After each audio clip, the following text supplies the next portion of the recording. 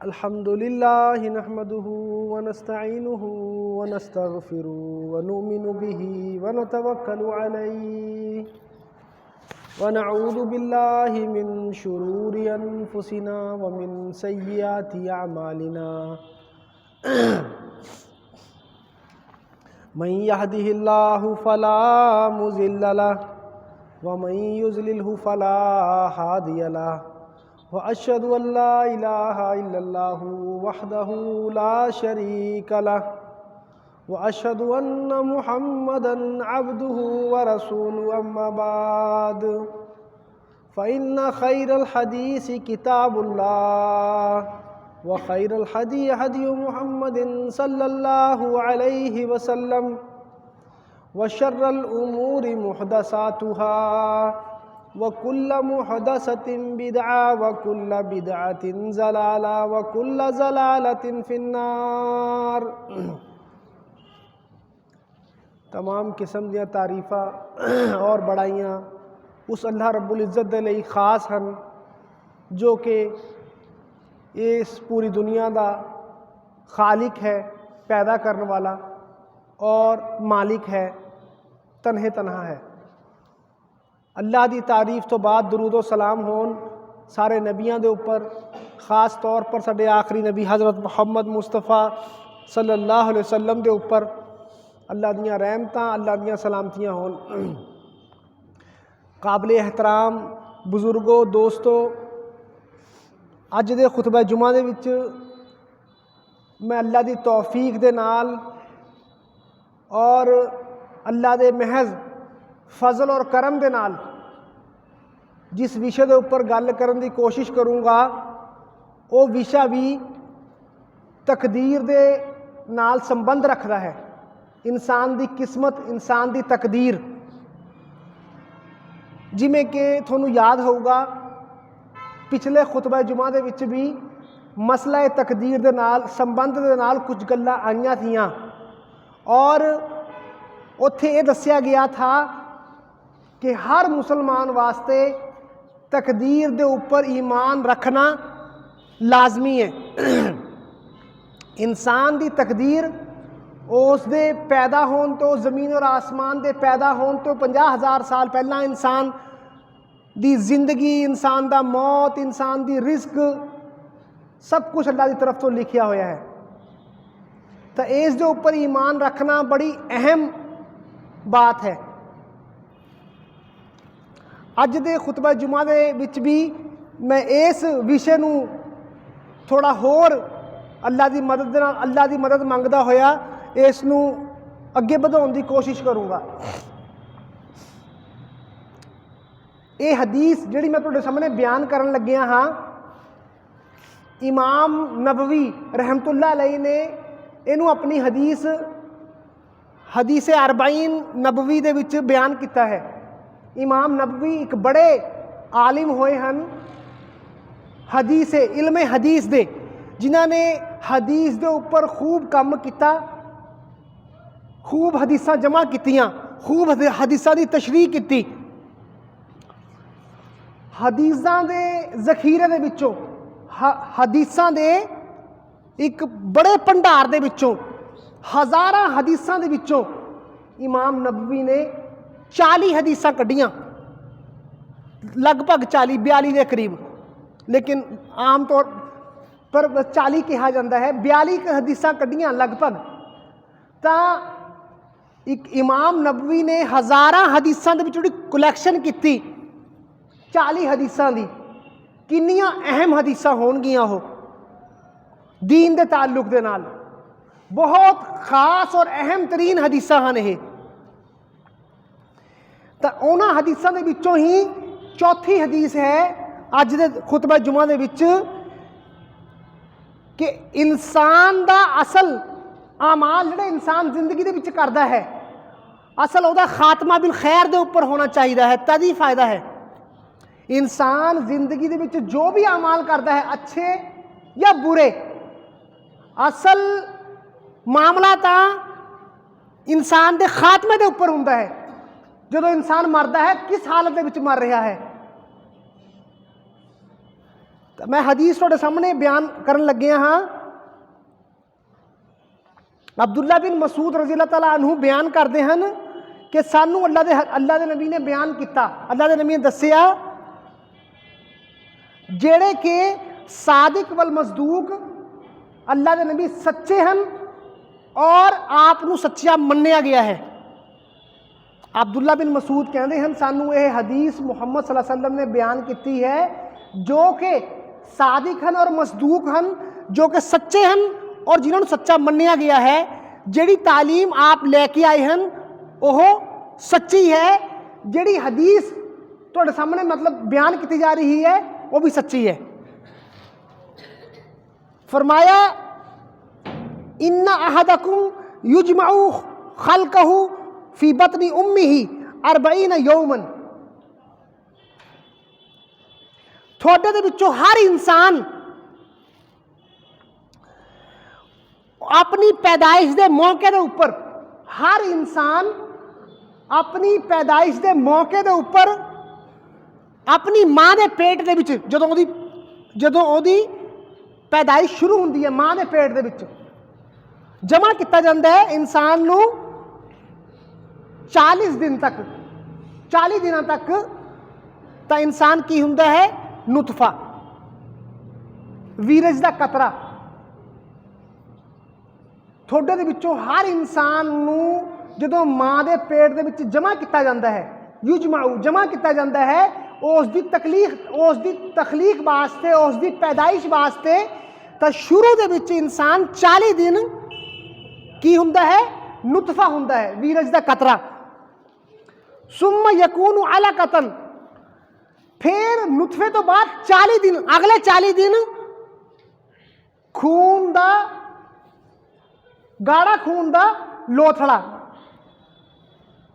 गाढ़ा खून मिसला सुम्मा यकून मुज़गतन, फिर उस तो बाद 40 दिन की हुंदा है इंसान गोश्त का टुकड़ा।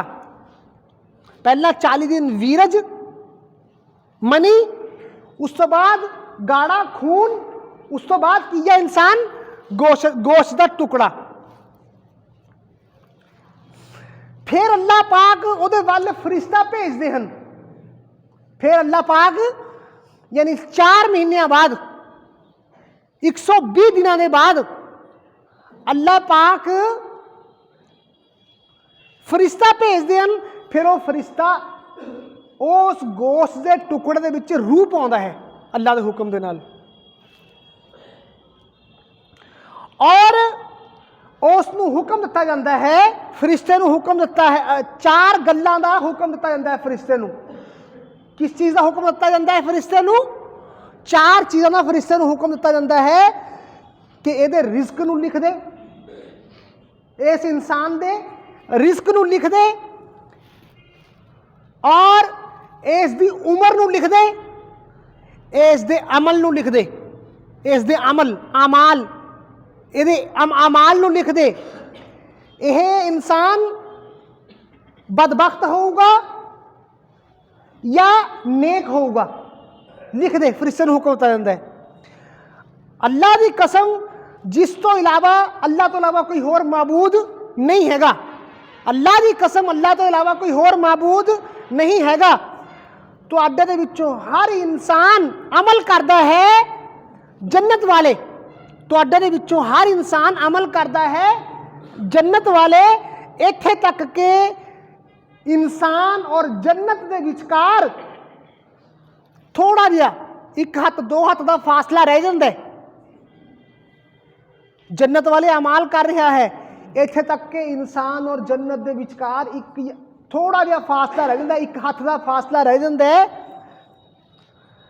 तो उसकी लिखी हुई तकदीर उसदे उपर गालिब आ जाती है, भारू पै जाती है, उसकी लिखी हुई तकदीर उसदे उपर गालिब आ जाती है, तो वह जहन्नमियां वाले अमल करन लग जाता है और जहन्नम च दाखिल हो जाता है। अल्लाह अकबर। खात्मा जिंदगी भर की करता रहा? नेक अमाल। आखिर दे विच की आया? जहन्नमी था वो, आखिर दे विच उन्हें जहन्नमियों वाले काम शुरू कर दिते और जहन्नम च दाखिल हो गया। और फरमाया थोड़े दे विचों हर इंसान अमल करता है किहड़े जहन्नमियां वाले, इत्थे तक कि उस इंसान इत्थे तक कि उस इंसान और जहन्नम के विचकार एक हथ का फासला रह जाता है दाखिल होने वास्ते। लेकिन अल्लाह की लिखी हुई तकदीर किस्मत उहदे उपर भारू पै जाती है और वह जन्नतियां वाले काम करने शुरू कर देंदा है और वह जन्नत दे विच दाखिल हो जाता है और वह जन्नत दे विच दाखिल हो जाता है। समझ आया? आया अल्हम्दुलिल्लाह? यार नहीं आया, बहरहाल पहली बात यह है कि ये ऊपर ईमान रखना है। असी इस तो इनकार नहीं कर सकते, तकदीर तो नहीं इनकार नहीं कर सकते है। अगर तकदीर तो इनकार करांगे तो नमाजा भी कबूल नहीं होनी, कुछ भी कबूल नहीं होना इंसान का। ये हदीस इल्मे हदीस दे विच, हदीस दे ज़खीरे दे विच, हदीस दे जिहड़ा भंडार है हदीसां दा, उहदे विचों मुश्किल तरीन हदीस मन्नी जाती है, क्योंकि इसका ताल्लुक इंसान की किस्मत दे नाल है, तकदीर दे नाल इसका ताल्लुक है। इसनूं समझना और इसनूं समझाना कोई आसान काम नहीं हैगा। महज अल्लाह की तौफीक दे नाल, अल्लाह के फजलो करम दे नाल अल्लाह साडा सीना खोल दे और इस अल्लाह पाक जो समझाना चाहते हैं वो समझिए। असी अल्लाह पाक जो इंसान आखिर क्यों बयान की है हदीस, अल्लाह पाक का कोई मकसद है। अल्लाह पाक जो मकसद चाहते हैं असी उसनूं समझ सकीए। इंसान शक्को शुबहात दे विच मुबतला ना होवे तकदीर दे ताल्लुक दे नाल, बल्कि अपने आप नूं अल्लाह दे सुपुर्द कर दे, अपने आप नूं अल्लाह दे मूहरे झुका दे। तकदीर दे ताल्लुक दे नाल, किस्मत दे ताल्लुक दे नाल कुछ बुनियादी गल्लां जिहड़ियां कि समझ लेनियां चाहिदियां हन। अगर वो गल समझ लेती तो इंशाअल्लाह ताला मसला बहुत आसान हो जाऊगा। पहली बात यह कि इस दुनिया दे विच जो कुछ हो रहा है अल्लाह की मर्जी दे नाल हो रहा है। इस दुनिया दे विच जो कुछ हो रहा अल्लाह की मर्जी दे नाल हो रहा है। अल्लाह की मर्जी दे नाल क्यों हो रहा है? क्योंकि अल्लाह ने इस दुनिया नूं पैदा किया है, अल्लाह ने इंसानों नूं पैदा किया है, वो इहदा पैदा करने वाला है और वो मालिक है।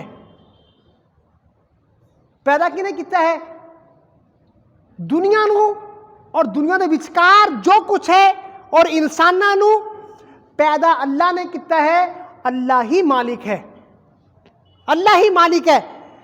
मालिक जिहड़ा मालिक हुंदा किसी चीज़ का अधिकारी हक रखने वाला, वो अपनी चीज़ नूं जो मर्जी चाहे हेर फेर ऊंचा नीचा अदल बदल करना चाहे तो कर सकता है। उसनूं कोई पूछण वाला नहीं हैगा, उसनूं कोई पूछण वाला नहीं हैगा। मिसाल के तौर के उपर एक हल्का जिहा कोई टिशू पेपर है, अगर मैं किसी एक टिशू पेपर को लन्ना और लैके उसनूं मचोड़ देना और मचोड़ के दूर सुट देना, क्या कोई मैनू पूछण वाला है, मैनू एतराज करने वाला कोई है कि मैंने इस तरह क्यों किया? नहीं, मेरी चीज़ है, मैं इख्तियार रखदा, मैं जो मर्जी करा। अल्लाह बंदियां दे उपर इख्तियार रखदा है, अल्लाह इंसानां दे उपर इख्तियार रखदा है। इंसान दी अपनी जान ओदी अपनी नहीं हैगी, इंसान दी रूह ओदी अपनी रूह नहीं, इंसान दा जिस्म ओदा अपना जिस्म नहीं, इंसान दी अकल ओदी अपनी अकल नहीं हैगी। मालिक कौन है? दत्ता किने है? अल्लाह ने दिता है।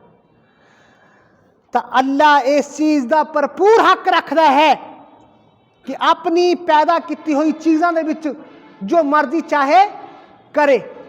असी उस दे बंदे हाँ, असी उस दे उपर एतराज नहीं कर सकते, असी उस दे उपर एतराज नहीं कर सकते। अल्लाह के उपर फरमाया कुरान पाक ने, ला युसअलु अम्मा यफअलु वहुम युसअलून। अल्लाह जो करता है उस तो पूछा नहीं जा सकता, बल्कि लोगों तो पूछा जाऊगा। लोगों तो अल्लाह तो कोई पूछ नहीं सकता, अल्लाह जो चाहे करे, जो जो मर्जी चाहे जिसकी तकदीर लिखे लिख सकता है। फरमाया पहली बात, अगर असी इस बात को समझ लें, असी अपने आप को अल्लाह के सुपुर्द और हवाले कर दें, तो हकीकत दे विच असी तकदीर के मसले में भी समझ लवांगे। और तुसी हकीकत मानो जिंदगी दे विच तुहानूं इन्ना खजाना मिलूगा ना जिंदगी जीवन का, एडा बड़ा तुहानूं हुनर मिलू, इन्ना तुहानूं ज्ञान मिलू, तो अगर तकदीर के मसले को समझ लिया, इंसान के मसाइल मसाइल नहीं रहते हैगे, इंसान दी परेशानियां परेशानियां ही नहीं रहंदियां हैगियां, अगर इंसान मुकम्मल तौर के उपर तकदीर के उपर ईमान रखे। अज तो 1400 साल पहला ਜਿਹੜੀਆਂ ਗੱਲਾਂ दसिया गई साइंस अज उसका एतराफ़ करती है। 1400 साल पहला उस वक्त कोई स्कैनिंग का, कोई अल्ट्रासाउंड का, कोई इस तरह के आलात, कोई मशीनरी इस तरह की कुछ भी नहीं थी कि जिसके जरिए माँ के पेट के देखा जा सके कि की है, की कंडीशनां दे विचों बच्चा गुजरता है। लेकिन मुहम्मद सल्लल्लाहु अलैहि वसल्लम ने उस वक्त दसिया 40 दिन नुतफा, 40 दिन जड़ा है खून का गाढ़ा खून, और 40 फिर गोश्त का टुकड़ा, फिर रूह पाई जाती है 4 महीनों बाद। मुहम्मद सल्लल्लाहु अलैहि वसल्लम ने उस वक्त दसिया जेड़े कि सच्चे हैं और आपकी सच्चाई को मन्निया जाता है। और जो लफ्ज़ इस हदीस दे विच इस्तेमाल किया गया, क्या प्यारा लफ्ज़ इस्तेमाल किया गया। फरमाया इन्ना अहदकुम युजमाउ खल्कुहु फी बतनी उम्मीही, इन्ना अहदकुम ठोडे दे विचों हर इंसान जमा किया जाता है। युजमाउ जमा किया जाता है, ठोडे विचों हर इंसान अपनी पैदाइश के वक्त अपनी माँ के पेट के विच जमा किया जाता है। जमा करना की है, माँ के पेट के विच पैदा होने तो पहला इंसान अद्धा बाप के अंदर होंदा, अद्धा माँ के अंदर है। दोनों के मिलाप के नाल, माँ और बाप के मिलाप के नाल फिर बच्चा जिहड़ा है पैदा होता है। जमा किया जाता दोनों नूं, जिसनों के अज बहुत सारे, अज तो होर ज़्यादा आसान है इन्हां गल्लां नूं समझना। अज तो बहुत ज़्यादा अलहमदुलिल्लाह एडवांस चीज़ां साइंस बहुत दसदी है, लेकिन सानू तो नबी सल्लल्लाहु अलैहि वसल्लम ने उस वक्त दस दिता और फरमाया कि पहला नुतफा हुंदा है, वीरज हुंदा है, फिर खून का लोथड़ा और फिर गोश्त का टुकड़ा, उस तो बाद रूह पाई जाती है, उस तो बाद इंसान के अंदर रूह फूकी जाती है। रूह फूकन तो बाद फिर उसकी तकदीर लिखी जाती है। सवाल यह है कि अगर कोई बच्चा इस कंडीशन दे विच, एक औरत का गर्भ, एक हामला औरत, उसका हमल गिर जाता है, किस कंडीशन दे विच, जदों के गोश्त का टुकड़ा, जदों के गोश्त का टुकड़ा है और रूह दे विच पा दी गई, इंसान बन गया हो 4 महीनों बाद। अगर किसी का इस कंडीशन दे विच हमल गिर जाता है, गर्भ गिर जाता है औरत का, तो इस तरह के बच्चे के उपर गुसल भी दिता जाऊगा इस तरह के बच्चे नूं, और इस तरह के बच्चे की तकफीन भी होगी और इसकी तदफीन भी होगी। इसनूं कफन भी दिता जाऊगा और इसनूं दफनाया भी जाऊगा इस तरह के बच्चे नूं। और एक अहम तरीन मसला, बाज़े उलमा ने यह कहा है कि अगर रूह नहीं पाई गई बच्चे के अंदर, पहले 40 दिन नुतफे दे, उस तो बाद खून का गाढ़ा खून और उस तो बाद गोश्त का टुकड़ा, अगर रूह नहीं पाई गई, क्या उस हालत दे विच, अगर मैं आसानी नाल समझाने की कोशिश करदा हाँ, जिहड़े सफाई वगैरह करा देंदे बच्चों की, क्या वो जायज़ है? क्या वो जायज़ है कराना? क्योंकि उस वक्त इंसान बनया नहीं है। बाज़ उलमा ने ਇਹਦਾ ਵਿੱਚ कुछ कहा है कि अगर कोई शरी उज़र है, अगर कोई जान का खतरा है या इस तरह की कोई कंडीशन है तो करवा सकते हैं। हकीकत दे विच ज़्यादा उलमा ने ज़्यादा कवी दलील और अकली दलील भी यही है कि उस कंडीशन दे विच भी सफाई करानी जायज़ नहीं हैगी। ये मसाइल मैं बयान कर रहा जो कि आम ने समाज दे विच, जो कि साडे समाज दे विच आम ने, बहुत आसानी दे नाल जांदे हन, जाके सफाई करा देंदे हन। बच्चे का कतल करना है क्योंकि चाहे कि बच्चे के अंदर रूह नहीं फूकी गई, लेकिन बच्चा क्रिएशन दे विच आ चुकिया है, एक स्टेज दे विच आ चुकिया है, अगली स्टेज रूह दी है। यही स्टेज तो बाहर निकल के रूह दी स्टेज दे विच आऊगा नहीं आऊगा? बिल्कुल नैचुरली आऊगा रूह दी स्टेज दे विच।